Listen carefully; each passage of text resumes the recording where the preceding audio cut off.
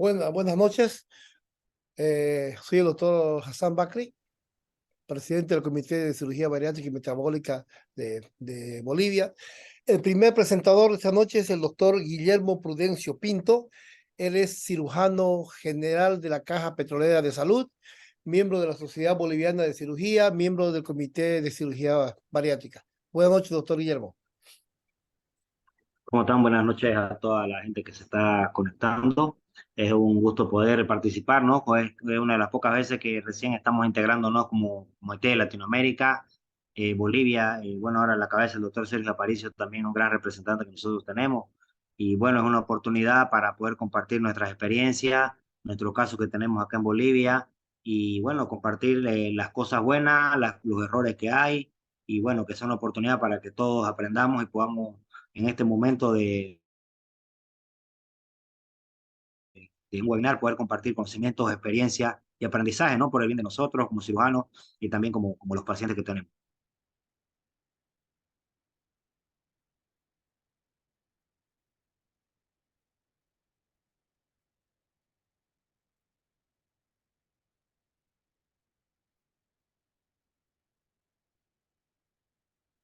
Hola,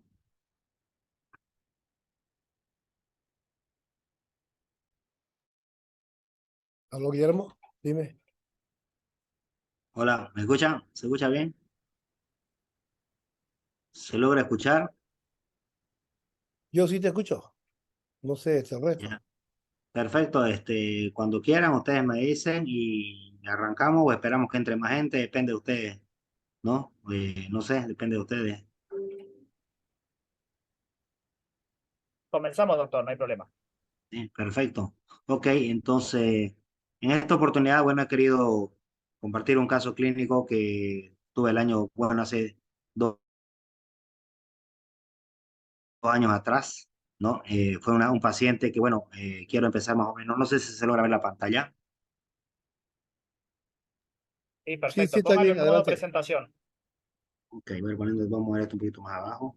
Buenas Sí, noches. buenas noches, bienvenido. Ok, el tema que yo le puse es un tema que, bueno, es una paciente que se operó de manga gástrica, una cirugía muy programada. Nosotros, cuando hablamos del COVID, fue una época donde obviamente afectó a muchos países, fue una pandemia, donde obviamente en todo el mundo, nosotros, si se acuerdan, esta foto ha circulado por todos los países y fue un fenómeno que abarcó a todas las especialidades en conjunto. Obviamente, cirugía general, cirugía bariátrica, no se quedó atrás porque tuvimos que subir ciertos percances. La época cuando empezó en Wuhan la época del COVID, con el primer diagnóstico del paciente que tuvo. Y obviamente esa cepa se fue propagando rápidamente por otros países, llegando hasta Sudamérica, Latinoamérica, Europa y en todo el mundo, hasta que más o menos en marzo se declaró ya como un cuadro de una pandemia. Si ustedes se acuerdan, supuso y hubo un cambio radical en todas las medidas y en todos los países. Me acuerdo que en los hospitales, aparte de seleccionar las áreas limpias, áreas COVID, el uso de nuevos protocolos para lo que era la vestimenta de la parte quirúrgica, empezaron a salir algunos artículos de obviamente cómo cuidar el dióxido de carbono en el caso de los pacientes que tenían que entrar a cirugía. En un momento, bueno, en todo el mundo las guías y las recomendaciones eran hacer suspender las cirugías programadas, ¿no? Y solamente realizar cirugías de emergencia.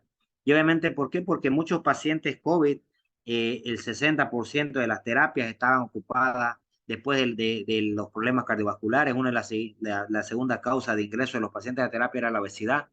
Y obviamente porque la obesidad era un factor muy, muy, muy importante, que inclusive había más pacientes obesos que pacientes renales, que trasplantados, como un factor de riesgo muy importante en lo que era el llenado de las terapias en todo el mundo, pues, ¿no? Entonces, si ustedes se acuerdan, en un inicio empezamos nosotros a guiarnos por algunas recomendaciones. Europa, España fueron países muy grandes donde obviamente el volumen de pacientes que ellos manejaban nos permitían seguirlos y aparte que ellos eran los que iban apareciendo con los primeros casos, primeras complicaciones y en Bolivia llegó recién después de 4 o 6 meses, entonces nos dio tiempo de poder aprovechar esa experiencia que ellos tenían, ¿no? Para poder empezar a hacer nuestra guía también de acuerdo a nuestras necesidades. En Bolivia, la sociedad boliviana obviamente también empezó a marcar en un inicio las pautas para el manejo de los pacientes COVID, tanto en cirugías programadas como en cirugías también de emergencia. En un momento se consideró si la cirugía laparoscópica era la más beneficiosa por la emisión de los gases, el uso de carbono y intubaciones, o era lo más recomendable volver a lo que era la parte de un paso hacia atrás a las cirugías abiertas. Yo me acuerdo que cuando hacíamos los primeros casos de COVID de la parte anestésica, habían la intubación de secuencia rápida, nosotros teníamos que esperar vestidos afuera del área blanca, afuera del quirófano, entraba el anestesiólogo, intubaba y una vez que intubaba, conectaba la máquina, recién nosotros ingresábamos allá para cuidar lo que era la vía aérea. En las traqueostomías que nos tocaba realizar de emergencia igual, teníamos que manejar la parte de hacer la disección a nivel del cuello, hacíamos una pausa, haríamos la tráquea, separaba el ventilador, separaba la máquina, colocamos el tubo, reconectamos de nuevo y reiniciamos la máquina. O sea, muchas recomendaciones que en su momento, yo creo que más adelante con el tiempo, serán más allá de experiencia, yo creo, estudios de análisis y mucho más estudios de medicina basada en la evidencia que nos hicieron jugar un rol diferente en lo que era la parte del COVID, ¿no? Y obviamente en un inicio yo le decía, en todo el mundo se suspendió lo que eran las cirugías programadas y solamente se hacían cirugías de emergencia. Y obviamente después, cuando ya empezó a bajar la ola del COVID, en su momento, en la primera, segunda, tercera ola, también ya no sabíamos nosotros cuándo se podía operar un paciente, por ejemplo, con COVID. Ya, doctor, yo tuve COVID. ¿Será bueno operarlo al mes, a los 2 meses, a los 3 meses? No teníamos una evidencia científica de saber cuándo realizar una cirugía. Y eso fue también un plus que a nosotros en un inicio nos costó. También la parte de la desescalonada de las cirugías programadas que habíamos nosotros retrasado también. Entonces, las cirugías en un momento se posponían y obviamente cuando empezamos ya a reprogramar los pacientes, también tenemos que buscar qué prioridad darles a ellos. Y obviamente, toda esa pandemia, lo que yo les hablaba del COVID, a pesar de que hubo desde la parte de medicina interna, desde los usos de la terapia, hubieron o algoritmos de trabajo, habían estándares, habían, o sea, cada vez más información sobre lo que era el COVID. Siempre nos afectó de cierta manera a lo que hacemos la parte quirúrgica. Y obviamente en la parte de bariátrica también, porque yo alguna vez leí un artículo que decía, a ver, si nosotros esperamos que el COVID le agarre a un paciente obeso, es muy probable que ese paciente obeso no salga. Y no salga, y no salga, y de repente fallezca. Ahora, si le ofrecemos una cirugía con todas las recomendaciones y todos los cuidados necesarios, tal vez podamos hacer que en un mes, 2 meses que baje de peso, cuidándose y todo, le demos la oportunidad que si lo llega a encontrar un COVID, lo encuentre por lo menos 20, 30 kilos menos, y obviamente su pronóstico tal vez sea favorable. Obviamente, como le digo, eran artículos que nunca estuvieron así a ciencia cierta todo lo que era el manejo de lo que eran los pacientes con este tipo de problemas que fue el COVID. Cuando ya nosotros, después de haber hecho la suspensión de cirugía programada durante un tiempo, se empezó a liberar nuevamente todos los tipos de cirugías que había, también nosotros nos pedían hasta hace unos 8 meses atrás, que se declaró ya la alerta ya levantada de lo que era la pandemia, a nosotros nos pedían en todas las clínicas y en todos los hospitales como dentro de la parte de los prequirúrgicos, realizar la prueba COVID a los pacientes con por lo menos 24 o 48 horas antes de entrar a la cirugía. En Bolivia, en las clínicas donde yo trabajo, en los hospitales, nosotros utilizamos el antígeno nasal como una prueba para 24 o 48 horas antes de la cirugía programada para poder entrar al quirófano. ¿Cuál era nuestra guía? Nosotros pedíamos lo que era el antígeno nasal. Si el antígeno nasal nos salía negativo, perfecto, el paciente podría programar su cirugía. Si el antígeno nasal nos salía positivo, íbamos a un PCR de confirmación para ver realmente si era, y obviamente ahí iba acompañada una tomografía y con eso se evaluaba si realmente era o no era una urgencia y esta cirugía programada para realizarla. Obviamente nosotros no hacíamos PCR a todos los pacientes porque obviamente era al principio el PCR era un toma de costo. Aquí en Bolivia el PCR llegaba a costar hasta casi $300, $280. Y obviamente la gente a veces no tenía esa posibilidad, ¿no? Para cualquier prueba de endoscopía, para pruebas de internación. Entonces jugaba un rol y acá el seguro no cubría el PCR, solamente cubría la prueba de antígeno nasal, ¿no? Y algunas que hacían otras pruebas anticuerpos, digamos, ¿no? Pero mayormente nosotros solo hacíamos en todos los lugares como una norma del Ministerio de Salud, se consideraba válida una prueba de antígeno nasal 24 a 48 horas, tanto para viajes como también para internación de pacientes o para procedimientos quirúrgicos. Este algoritmo obviamente no voy a entrar en detalle porque obviamente en la cirugía programada hacíamos siempre un paciente que tenía sospecha, obviamente iba sí o sí a la prueba. En paciente que no tenía sospecha, obviamente hacíamos solamente por protocolo. Complicaciones del COVID las fuimos aprendiendo poco a poco, todos los problemas cardíacos, los infartos, la trombosis vascular, los trastornos de coagulación que inclusive hacían los pacientes, arritmias cardíacas, no falla multiorgánica, y obviamente esto asociado a pacientes que ya tenían enfermedades asociadas, obviamente se complicaba mucho más. Por el tema de lo que es coagulación y hemorragia, me interesó un poco hablar de lo que es el tema que voy a comentar hoy día, que es un caso clínico de una paciente que tenía 46 años, bueno, en realidad tiene 46 años de edad, entró pesando 110 kilos, tenía una estatura de 1,66, un índice de masa de 40, no tenía comorbilidades. Los estudios prequirúrgicos dentro de la preparación que se realizó fue todo normal. Hicimos la prueba de antígeno nasal como siempre hacíamos, 24 horas antes de la cirugía y el de la internación, y obviamente la prueba salió negativa para COVID. Se programó la cirugía como una manga gástrica laparoscópica, como ya se había hecho toda la preparación previa. El intraoperatorio, sin ninguna intercurrencia, se realiza la cirugía sin sangrado, sin datos importantes, y obviamente la paciente evoluciona bien y se le da de alta a las 24 horas. Hasta ahí se puede escuchar bien mi audio, perdón.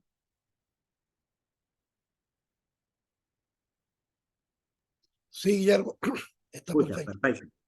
Ok, entonces esta paciente hasta donde la vemos es una paciente normal con su prueba negativa y al alta evoluciona al otro día y se le da alta como cualquier paciente de rutina. Empezó a escupir un poco de sangre, empezó a ponerse un poco deteriorada la parte clínica. Entonces, el tercer día empezó con fiebre, dolor del cuerpo, un poco de malestar. Ella en la casa se medica con antiinflamatorio, se realizó una prueba y ya aquí salió positiva. Hizo la prueba de antígeno nasal positiva, hicimos PCR en su momento y salió positiva. Al otro día de haberse ya dado el caso positivo, la paciente se interna, empieza a presentar dolor abdominal, hematemesis, que yo le decía, y empezó con signos de shock hipovolémico, ¿no?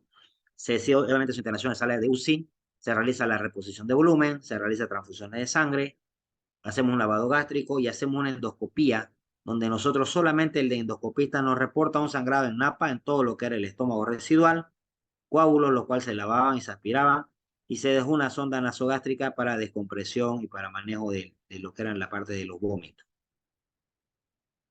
Obviamente, en ese momento el diagnóstico de la paciente fue una hemorragia digestiva alta de tipo endoluminal que no evidenció algún sitio activo de sangrado. La paciente a las 24 horas empieza nuevamente con deterioro clínico, empieza con dolor abdominal, distensión abdominal, le hacemos una ecografía donde ya se reportaba líquido libre en esa oportunidad en moderada cantidad, todo lo que era abdomen superior, y ya con el deterioro clínico, más el antecedente de la inestabilidad hemodinámica y una ecografía que nos reportaba líquido libre, obviamente ya nos entramos directamente en una laparoscopía diagnóstica sin necesidad de hacer tomografía por la inestabilidad de la paciente. En la laparoscopía exploratoria empezamos a evidenciar que obviamente había una cantidad de sangre distribuida en todo el abdomen, tampoco había un sitio de sangrado activo, sí se encontró un hemoperitoneo. Revisamos la línea de grapeo, no había nada. Revisamos la curvatura donde queda el epíteto mayor, no había nada. Revisamos los puertos, los trócares donde habíamos entrado, no se encontró ningún sangrado, pero sí una cantidad importante de lo que era sangre y obviamente se empezó a lavar, a lavar, a lavar. En ese momento hicimos una prueba con azul de metileno para ver si es que no hay una filtración. En ese caso, la prueba salió negativa, filtración en ese momento, y la paciente pasa a sala ya con un diagnóstico de hemoperitoneo. Importante aclararles que he tratado de darle un enfoque a este cuadro clínico desde la parte del punto de vista más quirúrgico que la parte respiratoria. Por la parte respiratoria del COVID, la paciente siempre estuvo solamente dependiente de oxígeno, 3 a 5 libras, y manejo solamente de lo que era hidrataciones, manejo de curva térmica y nada más. No requirió ningún cuadro mucho más avanzado de la parte respiratoria, más que su oxígeno suplementario y nada muy relevante en el sentido de la parte clínica, y es por eso que me estoy dedicando más a la parte quirúrgica. Obviamente esta paciente fue manejada por la parte clínica, por la parte de terapia, por la parte respiratoria, pero la parte abdominal es lo que quiero hacer un énfasis en que es lo que nos corresponde a nosotros. Entonces, a los 3 días de la cirugía, dolor abdominal, fiebre, escalofrío, síntomas de COVID, se hace la prueba, salió positiva, a las 24 horas empieza con hemorragia intraluminal. se lava, se deja sonda, a las 24 horas ya empieza a hacer nuevamente un dolor abdominal, distensión y bueno, un hemoperitoneo, que es lo que hemos encontrado. Hicimos la prueba en ese momento, negativa. La paciente al segundo día mejor, tercer día de internación más tranquila y 3 días posteriores al lavado de la parte abdominal, nuevamente la paciente con deterioro clínico, ya ahora con fiebre persistente, ya empezó a hacer más taquicardia, dolor abdominal. Hasta esa fecha ya era el día 7 de la cirugía. Se solicitó una tomografía abdominal con un poco de contraste oral, donde obviamente ya ahí sí se evidenciaba una filtración de la línea de sutura a nivel del ángulo de His. No sé, ahí te lo digo. Esta es la tomografía donde nosotros podemos apreciar.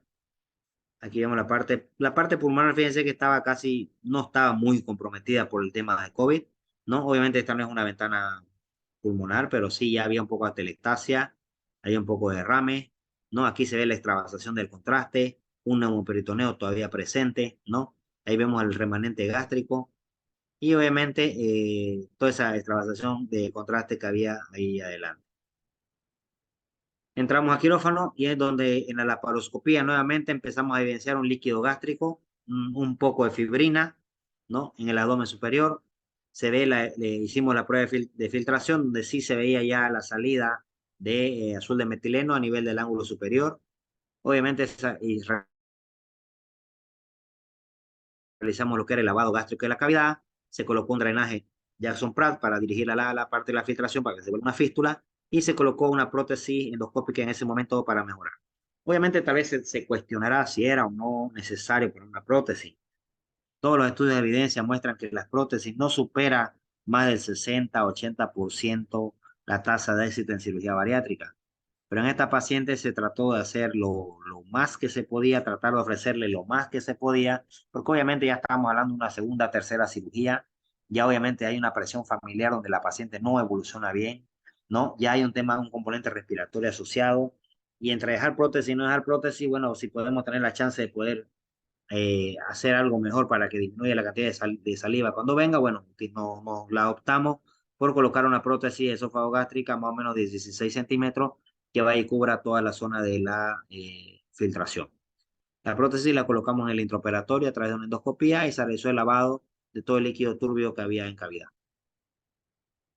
La paciente evoluciona favorablemente, se va con su drenaje a la casa, se va tolerando la dieta por la sonda nasoenteral durante 14 días y con su drenaje para que vaya yendo.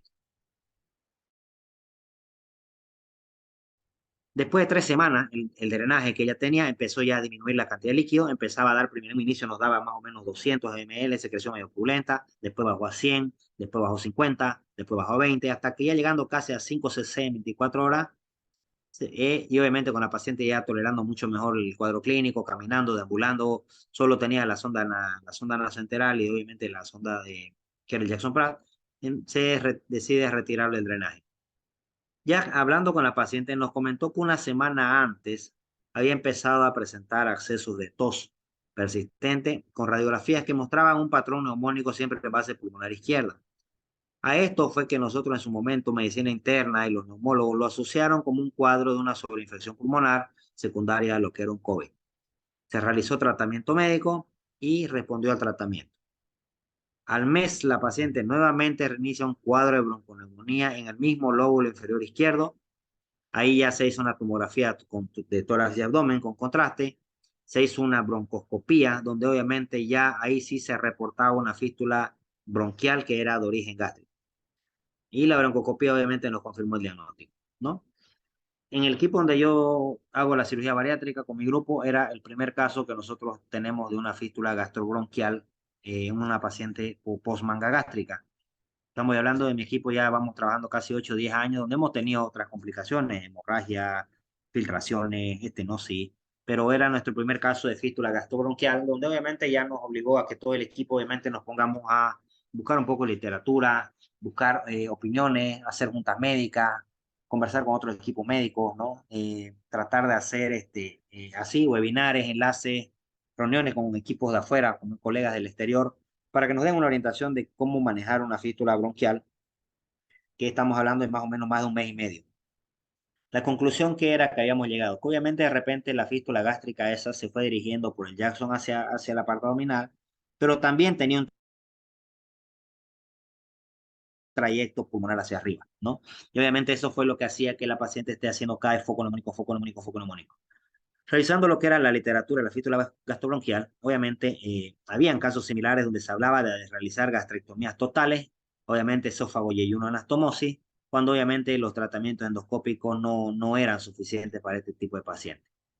Obviamente en esta paciente, ya viéndolo el caso, conversándolo con el neumólogo, y obviamente viendo también los estudios de evidencia, algunos mostraban en la literatura, se ve que hay un manejo conservador y que se lo puede dirigir con broncoscopía, con tutores. En nuestro caso no teníamos la posibilidad endoscópica de poder realizar este tipo de drenaje de colección, ¿no? Para poder dirigirlo.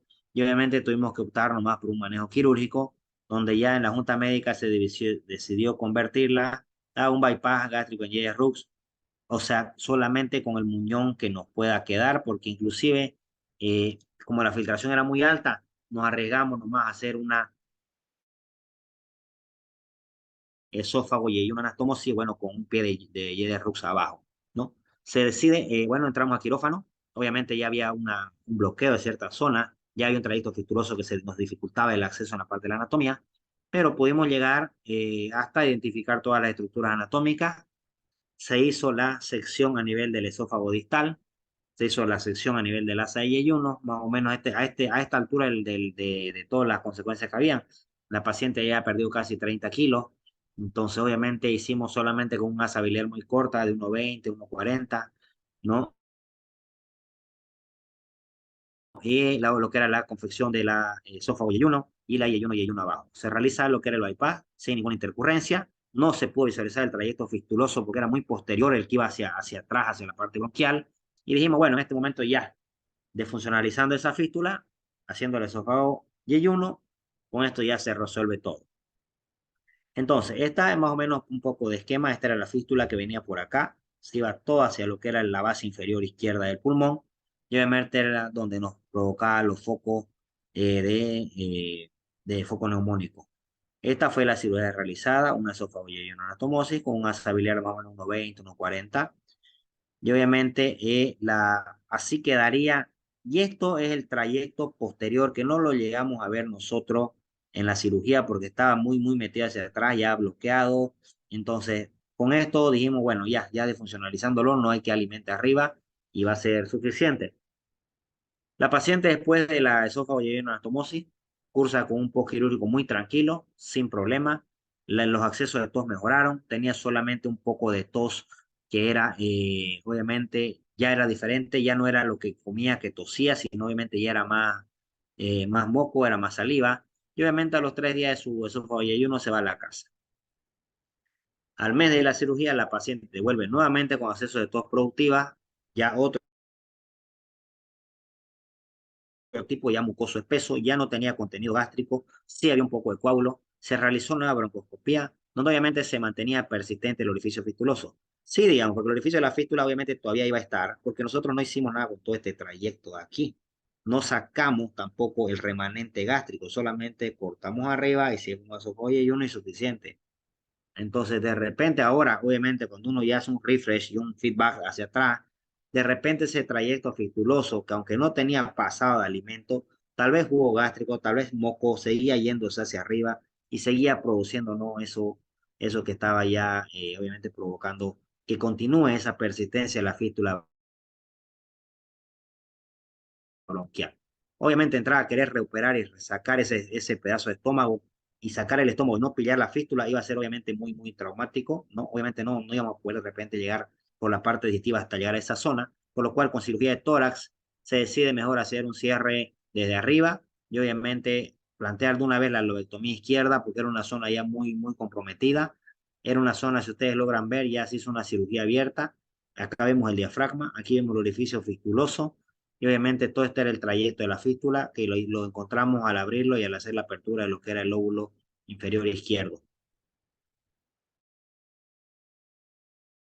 Entonces, obviamente hasta acá ya tuvimos que hacer el cierre en 2 planos, se realizó la lobectomía izquierda y con eso ya mejoró un poco el cuadro.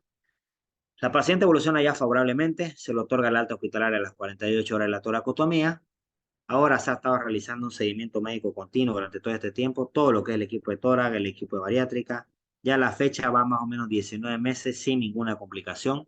Ella es la paciente ya recuperándose de la última cirugía. Obviamente, si ustedes ven, ya hay una gran pérdida de masa muscular, pérdida de peso. Esta es una endoscopía que se hizo una semana antes de esta charla que yo, este tema lo presenté en el Congreso Boliviano de Cirugía. Y esta es una endoscopía donde yo obviamente ya no se hablaba de casi nada, un reflujo muy leve, leve parte inflamatoria en la zona de la cirugía, pero ya resuelto todo lo que es el cuadro abdominal. Como conclusiones, o sea, la cirugía bariátrica ha mostrado resultados muy satisfactorios en todo el mundo. Sin embargo, obviamente es una cirugía que tiene alta complejidad. Obviamente, yo siempre hablaba y cuando me toca comentar en algunas mesas, siempre digo las complicaciones de la cirugía bariátrica, uno que son graves y otras que son largas, ¿no? Una vía biliar, un apéndice, una cirugía intestinal, a veces en 4 o 5 días se resuelve y no es más. Yo creo que la cirugía bariátrica así sea la más leve de las complicaciones de la cirugía bariátrica, no se resuelven en menos de 4 o 6 semanas, hablando de complicaciones graves, obviamente. Y obviamente debe haber obviamente un equipo que esté en sí.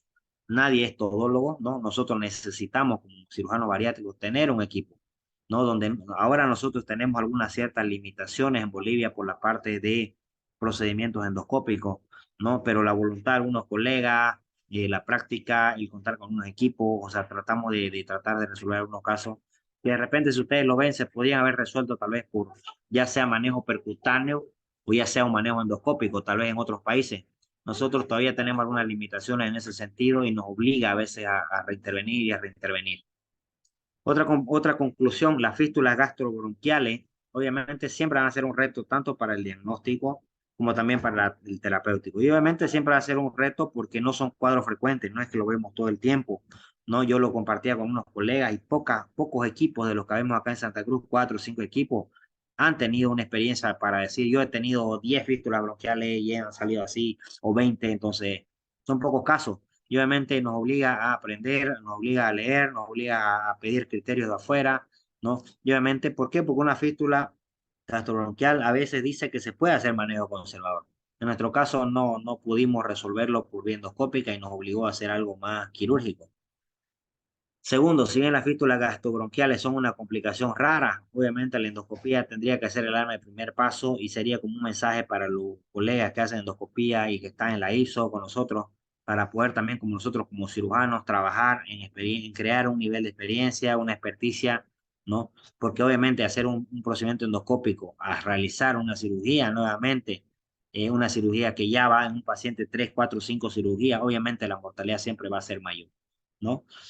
Cualquier paciente complicado en cirugía bariátrica debe ser un equipo multidisciplinario y a veces cuesta porque no es el mismo criterio. Es ideal que en todos los equipos tengamos neumólogos, tengamos cirujano de tórax, tengamos obviamente la parte de terapia intensiva, tengamos la parte de fisioterapia, ¿no? Para que no nos sintamos solos, porque obviamente no estamos solo con el paciente, estamos a veces con la enfermedad, a veces estamos con la presión familiar, a veces estamos con los recursos que son insuficientes. Esta paciente se manejó de manera privada, no era una paciente institucional. Entonces, obviamente, la parte privada podíamos nosotros tener algunas cosas adicionales que a veces en la parte pública nosotros carecemos, ¿no? Y obviamente también todos los cirujanos que realizamos cirugía bariátrica tendríamos que estar capacitados para poder desde prevenir, detectar en forma precoz y poder realizar de una manera óptima estos efectos adversos. ¿Por qué? Porque a veces, bueno, no sé, en otros países, acá en Bolivia ha empezado a promocionarse mucho lo que es la cirugía bariátrica por todos los lugares y por todos los rincones, con y sin equipos establecidos, con gente certificada y no certificada. Y obviamente a veces uno piensa, una manga es una manga, pues no, son 30 minutos. Sí, puede ser que sea 30 minutos eh, muchas veces o 40 minutos, pero una complicación de una manga gástrica, como una filtración, a veces se puede manejar, una hemorragia se puede manejar, pero llegar a complicaciones más difíciles, se necesita saber convertir, se necesita hacer cirugía revisional, se necesita la experiencia de equipo. Entonces, cuando yo terminé de presentar este tema, obviamente uno va revisando y haciendo las cosas positivas y las cosas negativas que uno podía haber hecho, se pudo haber hecho, pero desde afuera es diferente. Cuando uno está viviendo ese momento, a veces se bloquea, a veces piensa que eso es suficiente. Entonces, yo creo que es bueno reconocer lo bueno y los errores que a veces uno tiene. Tal vez en una primera cirugía haber hecho la gastrectomía total más la esofagoyeyuno, tal vez haya sido una opción para poder evitar una nueva cirugía de lo que era la parte inferior. No sabemos, porque también ese pulmón ya estaba dañado, ya tenía absceso, ya tenía fístula, pero tal vez es algo que uno podría ver. Tal vez, no sé, al iniciar el parenteral, en las primeras hemorragias y no solo sangre, tal vez haya sido otra buena opción. También de repente antes de retirar el drenaje gástrico, haber hecho una tomografía por arriba, una tomografía pulmonar. O sea, son cosas que uno después que van sucediendo los eventos a veces los va mirando, ¿no? A veces están en los protocolos, pero a veces pacientes con problemas asociados se nos salen del protocolo porque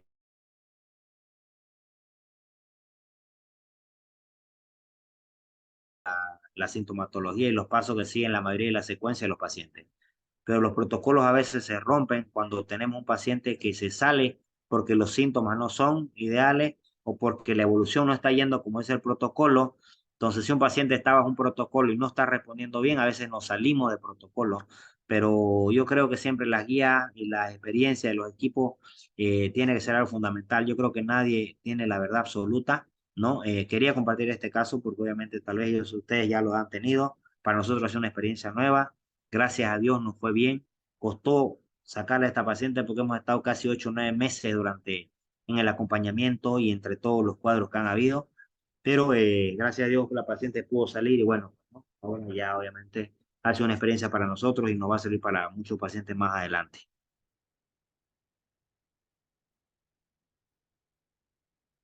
Eso, ¿no? Para compartir con ustedes. No sé si hay dudas, preguntas, recomendaciones.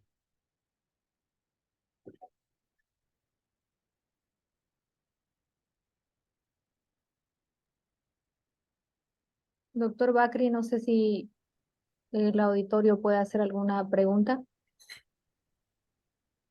Sí, claro que puede hacer. También se puede levantar la mano que podemos ver en la parte inferior derecha y pueden hacer algunas preguntas.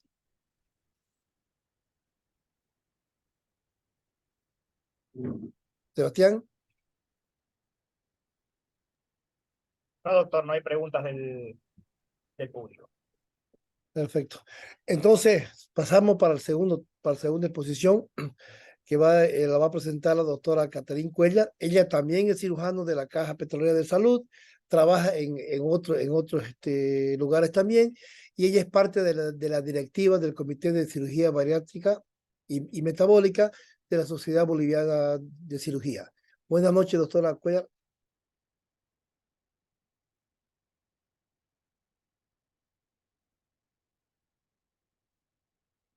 Cate, micrófono, Cate. ¿Cómo está, doctor? Buenas noches.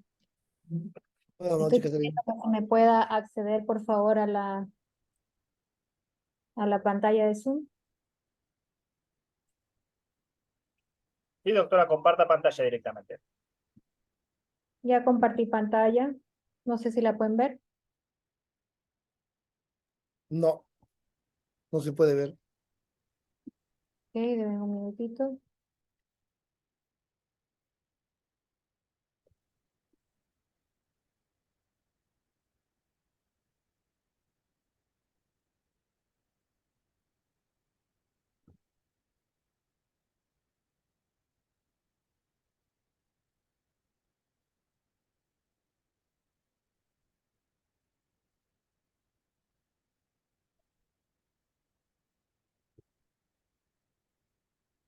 Estoy volviendo a compartir.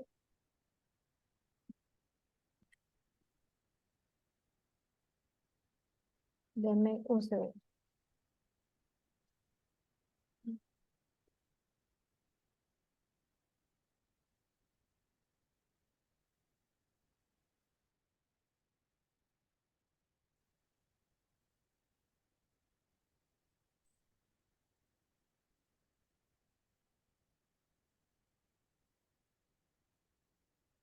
¿Ven mi pantalla? Todavía. Todavía.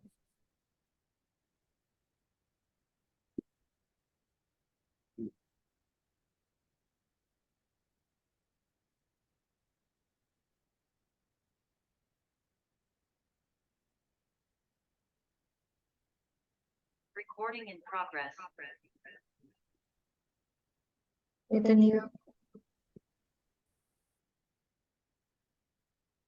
que cambiar de computadora porque al parecer esta computadora tiene un bloqueo.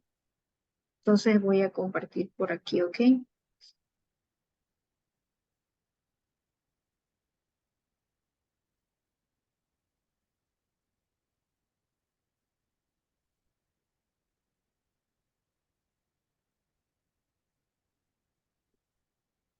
Ahora sí Ahora ven sí mi se ve. pantalla, ¿cierto? ¿Sí? Sí, Sí, está bien, perfecto. está bien, perfecto. Perfecto. Muchas gracias a todos especialmente por la invitación. A este webinario quiero presentarles un poco y hablar un poco de lo que es estenosis de anastomosis gastrointestinal. Bueno, nosotros aquí en Bolivia somos un equipo que es GastroVesity, multidisciplinario, y entendemos muy bien que el equipo multidisciplinario es fundamental para lo que es atención de cirugía bariátrica y brindar una salud, brindar ese cambio positivo y permanente al paciente. ¿Qué hacemos actualmente como grupo? Nosotros hacemos balón gástrico, manga gástrica, bypass gástrico simplificado, algunos casos de SADI, bypass de una sola anastomosis y todo lo que tiene que ver con manejo integral de paciente obeso y cirugía plástica. Actualmente el 85% de nuestras cirugías corresponde a un tipo de bypass.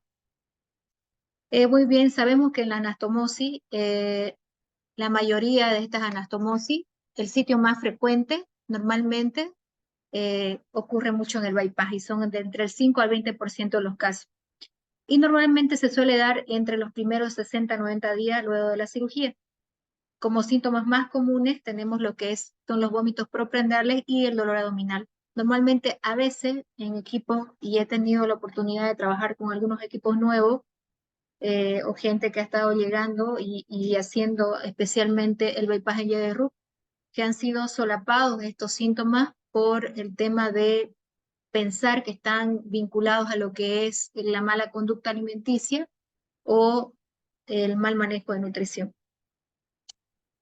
Posibles mecanismos. Sabemos muy bien que uno de los mecanismos fundamentales fuera del material que utilizamos cuando hacemos un tipo de bypass o un tipo de anastomosis es sobre todo la isquemia con cicatrización y fibrosis, la formación de tejido cicatrizal no isquémico en exceso, las úlceras marginales que suelen ser recurrentes en estos pacientes cuando hablamos de eh, de una estenosis que se da en un tiempo muy tardío posteriormente a la cirugía, la anastomosis a tensión o mal posicionada o rotada, el tipo de sutura utilizada, una sutura mecánica enfrente a una sutura que se da de forma manual, y el tamaño de la sutura mecánica, sutura de refuerzo de líneas de grapa, cirugía revisional y experiencia del cirujano.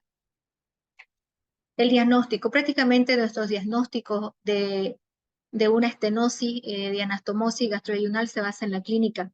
Y cada cirujano que hace cirugía bariátrica prácticamente debería tener claro qué intenta buscar para qué síntomas encontrar, ¿no? Por eso es fundamental el equipo multidisciplinario y sobre todo el seguimiento constante del paciente por el cirujano, que a veces suele ser muy escaso en los primeros meses porque justamente dejamos que el paciente sea llevado por un equipo que no tiene mucho, de repente, cuidado en lo que es quirúrgico inmediato y inmediato. Lo que es el tránsito gastroesofágico y la endoscopía digestiva alta, que viene a ser prácticamente el procedimiento diagnóstico de elección y que tiene también el beneficio de ser terapéutica si este es un paciente que ha cumplido con todos los protocolos de diagnóstico de esa estenosis y puede afectarse el procedimiento. Bueno, normalmente la endoscopía nos ayuda a clasificar endoscópicamente los tipos de estenosis. Tenemos estenosis leve, que permite el paso de un endoscopio de 10.5 milímetros. Tenemos estenosis grado 2, que son estenosis moderadas, que permiten el paso de un endoscopio pediátrico de 8.5 milímetros. Tenemos la estenosis grado 3, que es una estenosis severa, a la cual solamente es posible pasar un alambre guía. Y tenemos la estenosis grado 4, que es una estenosis completa y que prácticamente es muy difícil de que se pueda franquear.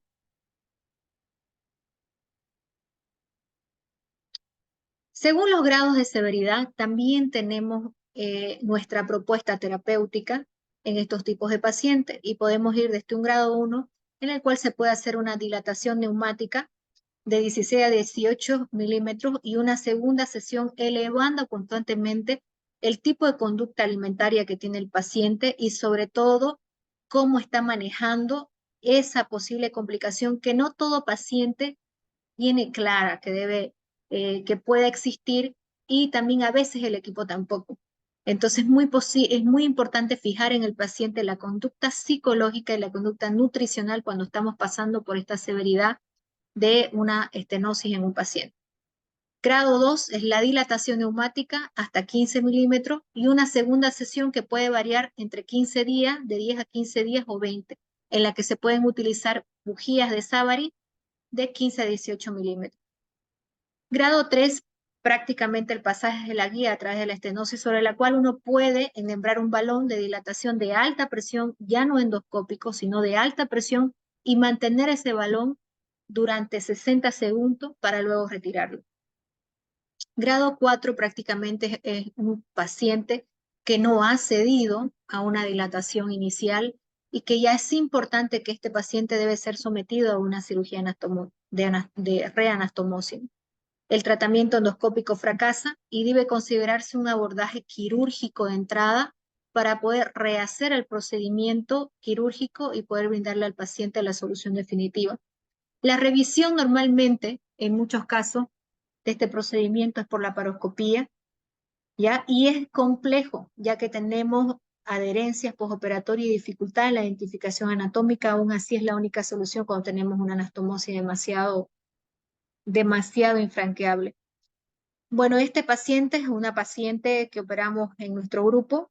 No es la única estenosis que hemos tenido, pero me pareció un caso muy importante, por eso lo comparto en este foro.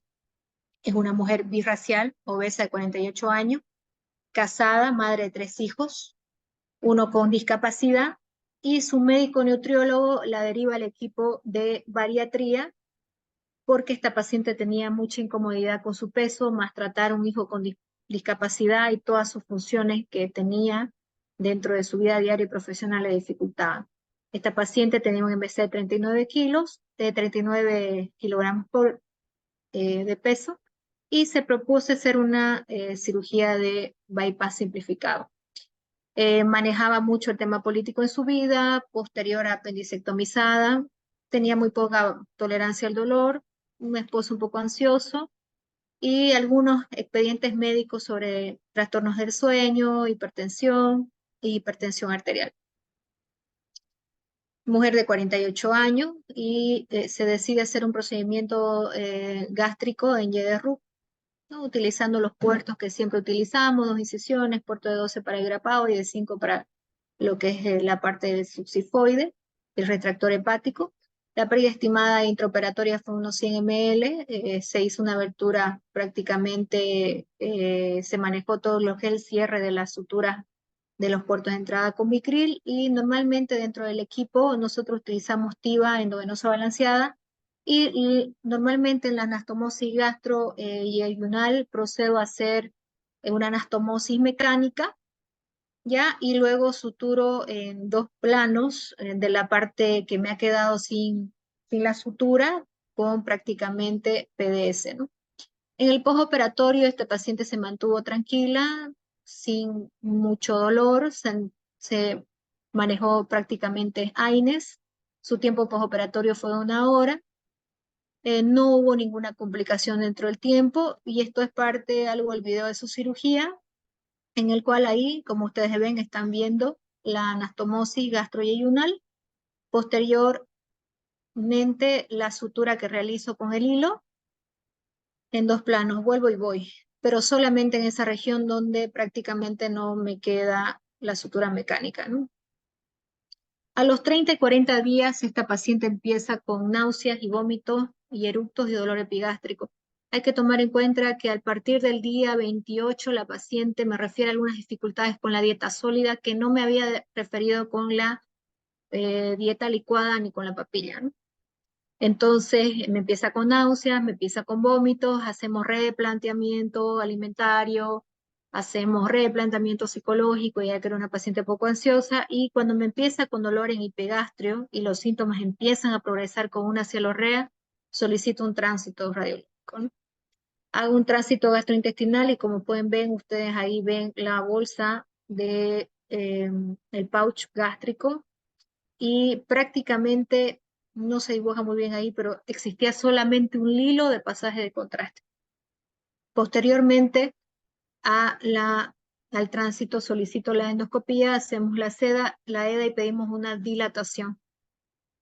Francamente, como ven ahí en las imágenes, teníamos una estenosis severa, puntiforme.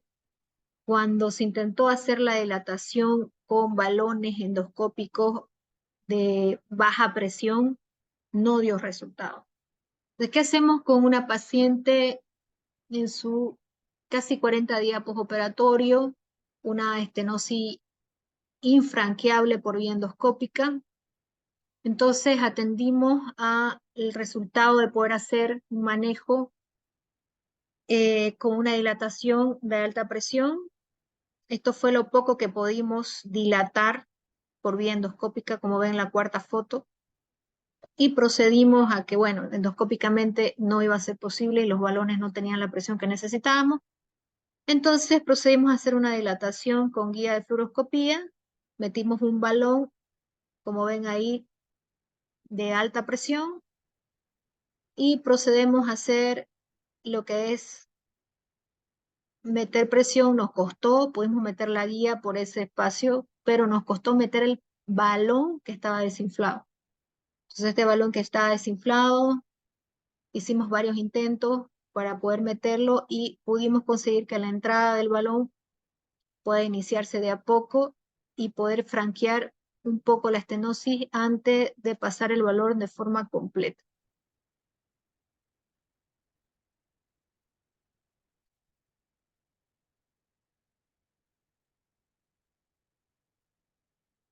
Nos costó, estuvimos haciéndolo en quirófano, una anestesia general y reintentando en varias oportunidades hasta que logramos hacer prácticamente, como ven acá, el pasaje del balón de a poco y logramos con este balón de alta presión instaurar la presión necesaria para prácticamente franquear esa estenosis.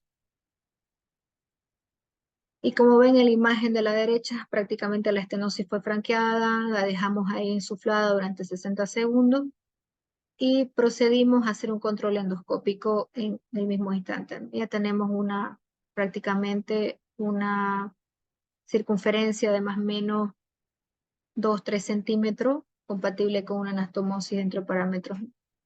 Y bueno, ella es la paciente, es una paciente que volvió a sus clases y volvió a hacer su vida diaria y actualmente es una paciente que está pesando 75 kilos. Ese era el caso que les quería presentar. No sé si alguien tiene alguna pregunta.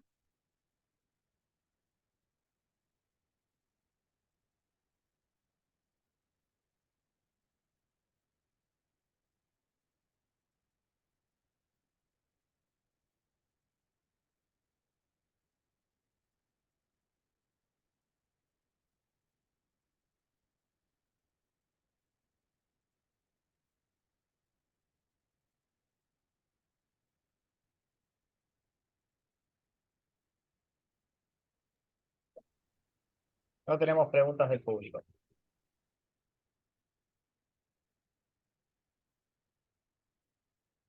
Ok,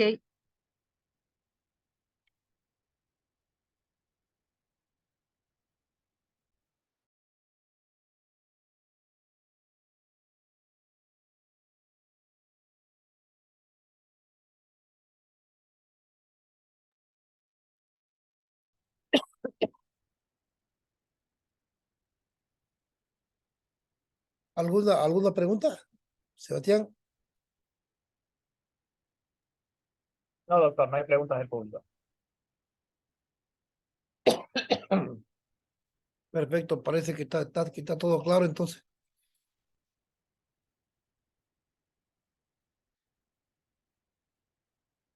Eh, Catherine, ¿puedes retirar tu proyección?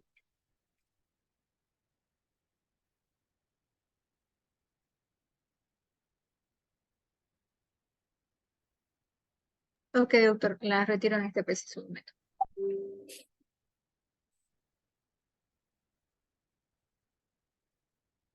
Sergio, ¿algún comentario?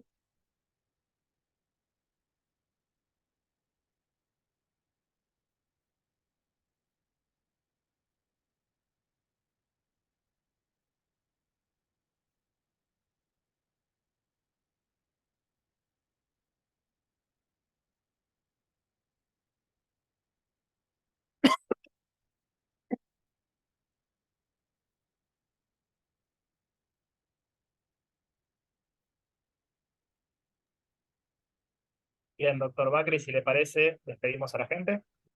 Sí, pues parece que todo ha sido claro, no hay ningún comentario. Bueno, agradecerles a todos por su presencia. Eh, Querido Sergio, te veo que estás ahí presente. Querido estimado Sebastián, muchísimas gracias por todo. Ya tú te preocupaste mucho, bastante con nosotros para que tengamos esta noche. Me parece que ha sido una buena exposición de ambos. A ver, estaremos atentos para una próxima. Por supuesto, así será. Muchísimas gracias, doctor Bacri. Muchísimas gracias también a los presentadores. Gracias, querido hermano. Muchísimas gracias. Gracias, gracias a todos. Gracias a todos igual y gracias por la oportunidad, ¿no? De compartir una vez más con todos los temas y los casos que tenemos acá. Muchas gracias.